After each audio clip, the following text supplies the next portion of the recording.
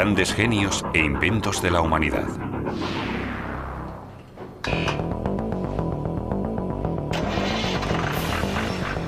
La fuerza de la atracción, un fenómeno que el hombre ha conseguido aprovechar de muchas maneras. El magnetismo es invisible, pero omnipresente. Él acciona los motores eléctricos y hace que vibre un altavoz. Lo encontramos al cepillarnos los dientes y lo necesitamos para hacer la compra o para viajar. Pero el símbolo más conocido del magnetismo es sin duda la brújula. No podemos percibir directamente los campos magnéticos, pero podemos hacerlos visibles. Si ponemos un imán debajo de una hoja con astillas de hierro, éstas se alinearán formando la llamada línea de campo. La Tierra también está rodeada de un campo magnético. De polo a polo. Carl Friedrich Gauss y el magnetismo de la Tierra. En la antigua Grecia ya conocían la maravillosa cualidad que poseía la negra magnetita. Algunos trozos de este óxido de hierro les parecían completamente mágicos. Antes del nacimiento de Cristo, en China ya se usaban aparejos que funcionaban igual que una brújula. El chino Chu Yus ya describió en 1117 una brújula para orientarse. Constaba de un trocito de caña que contenía una aguja magnética que flotaba en una palangana de agua. El aparejo iba destinado al uso de los marineros, pero si había fuerte oleaje, podía fallar. En 1250, los marineros del mar Mediterráneo perfeccionaron una aguja que giraba sola en un punto medio. Se había inventado la brújula tal y como la conocemos. El por qué señalaba la dirección norte-sur fue durante mucho tiempo un misterio. Se creía que el motivo era la existencia de una montaña gigante de magnetita en el norte. Circulaban cuentos horripilantes de barcos que se acercaban a esa montaña. La peligrosa fuerza de atracción arrancaba los clavos de las maderas y llevaba a los marineros a la muerte. En 1600, el investigador inglés William Gilbert se propuso acabar de una vez por todas con todas esas supersticiones. Y afirmó que ni el ajo acabaría con el magnetismo, ni los diamantes lo reforzarían. En su tratado De Magnete, Gilbert describe sus experimentos. Utilizó un trozo de magnetita para simular el comportamiento de la aguja magnética con respecto a la Tierra. Y en su intento, consiguió observar lo que después se acuñaría como inclinación. Solo directamente en el ecuador, la aguja permanecía horizontal. Y cuanto más se acercaba a los polos, más se inclinaba hasta quedar completamente vertical sobre ellos. En ello basó el investigador su hipótesis de que la Tierra era un imán muy potente. Poco después de que la brújula se estableciera como instrumento de navegación, se supo que la aguja desde cualquier lugar de la Tierra siempre apunta al polo norte. Este fenómeno recibirá el nombre de declinación magnética. Así, en el siglo XVIII, el campo magnético de la Tierra llamó la atención de los investigadores. Mucho de lo que sabemos hoy se lo debemos al físico y matemático Carl Friedrich Gauss.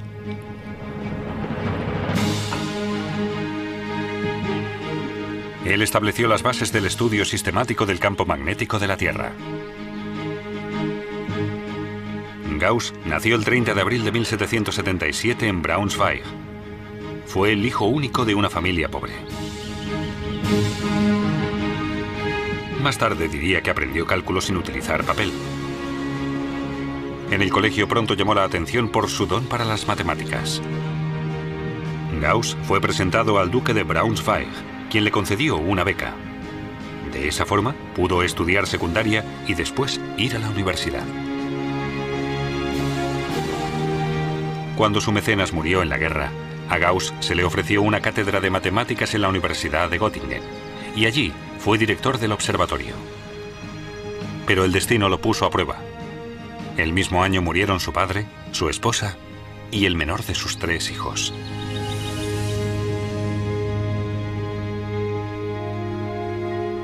Gauss se centró plenamente en sus investigaciones. Su interés por las matemáticas se traslada ahora a la astronomía. Ya en su juventud, dejó estupefactos a los expertos al trazar la órbita exacta del asteroide Ceres. El asteroide estaba oculto detrás del Sol y reapareció justo en el momento y en la posición exacta que Gauss había afirmado anteriormente.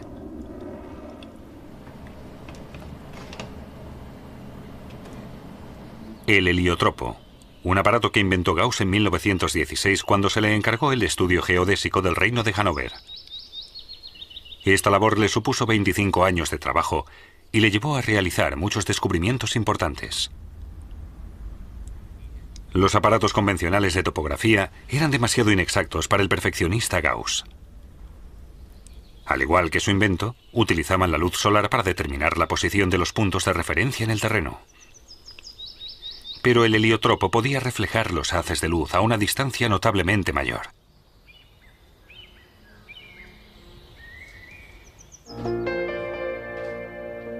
Carl Friedrich Gauss fue un genio universal. No hubo casi ningún campo de las ciencias naturales que no captara su interés. En el ámbito de las matemáticas calculó la curva de la distribución normal que lleva su nombre. No es una representación abstracta, sino una regla que se puede observar a menudo en la naturaleza. Por ejemplo, en el tamaño de las patatas. Hay muy pocas pequeñas que se salgan de la media y muy pocas mucho más grandes que el resto.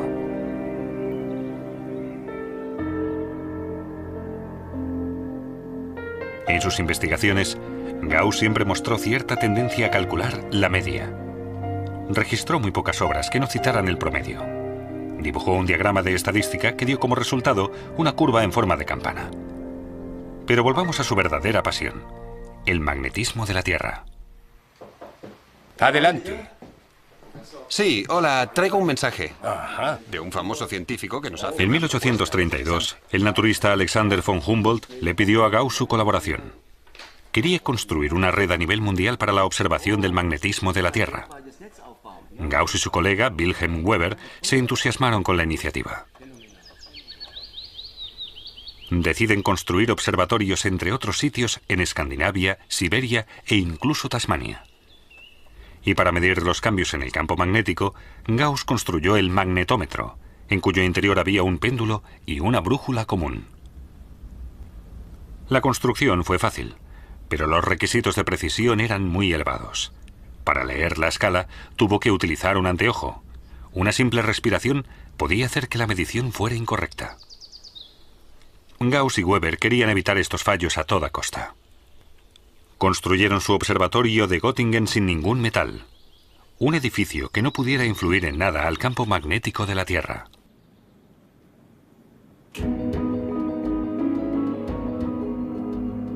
Allí investigaron los dos, a veces hasta el agotamiento, valorando mediciones de 24 y 36 horas en 5 minutos.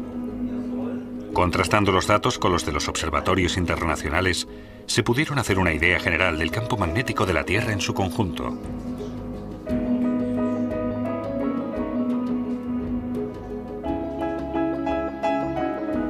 Casi paralelamente a esto, Gauss y Weber construyeron juntos el primer telégrafo operativo. Por sus estudios sobre el magnetismo, aprendieron que mediante bobinas de alambre y un imán permanente, podían poner corriente en movimiento. Su emisión creó un campo magnético artificial mediante electricidad, a través del cual se puso en movimiento un transmisor de señales. Llevaron un alambre por encima de los tejados de Göttingen, desde la Facultad de Física de Weber hasta el observatorio de Gauss. Y desde allí, lograron recibir el impulso del transmisor de señales sin perturbaciones. En 1839, Gauss recopiló los resultados de sus investigaciones en La teoría general del magnetismo terrestre. Esta obra fue su mayor contribución al campo de la física y un estímulo para muchos investigadores jóvenes.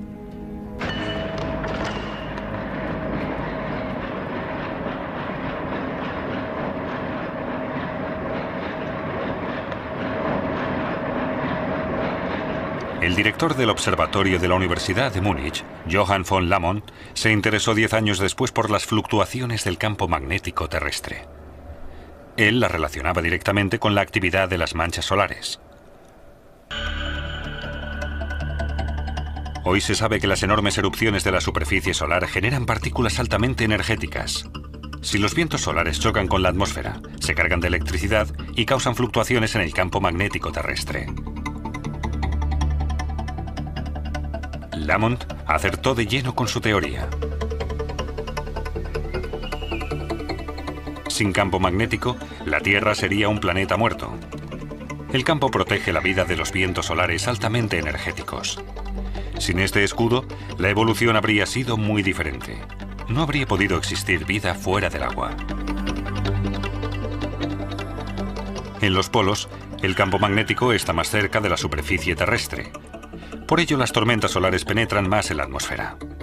Cuando se averían las líneas de alta tensión de largo recorrido instaladas en el norte, se manifiesta la potencia destructiva del Sol. El fuerte campo magnético provoca altas corrientes eléctricas que destruyen elementos ultrasensibles como los transformadores. ¿Pero de dónde procede el campo magnético de la Tierra? La idea de que el planeta tenía en su interior un imán gigante no tardó en descartarse. En 1919, Joseph Larmor consiguió dar una explicación plausible. El núcleo externo de la Tierra, un líquido caliente, está a unos 3.800 grados. Y el núcleo interno, sólido, a unos 1.500 grados más. Por ello se producen fuertes corrientes en el interior. La rotación de la Tierra desvía esas corrientes, que se mueven en espiral paralelamente al eje terrestre. El núcleo externo de la Tierra contiene metales y es conductor eléctrico. Como una dinamo, produce electricidad y se crea el campo electromagnético. La fuerza del campo siempre está variando. La posición de los polos magnéticos cambia constantemente. El polo norte, solo en estos últimos 100 años, se ha movido 10 kilómetros. El campo magnético ha llegado a desaparecer y reaparecer poco después, a veces con la polaridad opuesta.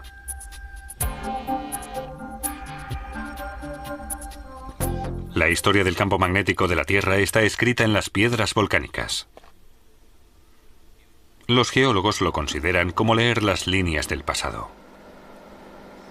Y se puede decir con certeza que el primer cambio de polaridad se produjo hace unos 750.000 años. Por término medio, estos procesos suelen darse cada 500.000 años, por lo que el siguiente cambio de polaridad se estaría retrasando. El campo magnético se empezó a debilitar hace unos 2.000 años. Los geofísicos se están esforzando por conseguir calcular los movimientos de las rocas líquidas. Pero es imposible hacer pronósticos. Si el campo magnético que nos protege desapareciera más tiempo, el efecto sería devastador. El Sol, que hizo posible la vida, la haría desaparecer despiadadamente. El material genético tendría una reacción extrema a los vientos solares, y la consecuencia serían los defectos genéticos. Numerosas especies se extinguirían bruscamente, ya que los pájaros, los peces o las tortugas usan el campo magnético para guiarse. Estarían completamente desorientados en sus migraciones. Desde el punto de vista técnico también es importante un campo magnético estable. La mayoría de los fallos de los satélites se deben a turbulencias electromagnéticas.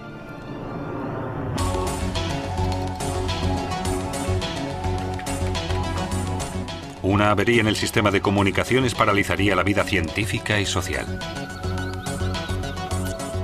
Actualmente, en Sudáfrica, los investigadores han registrado torbellinos en el campo magnético.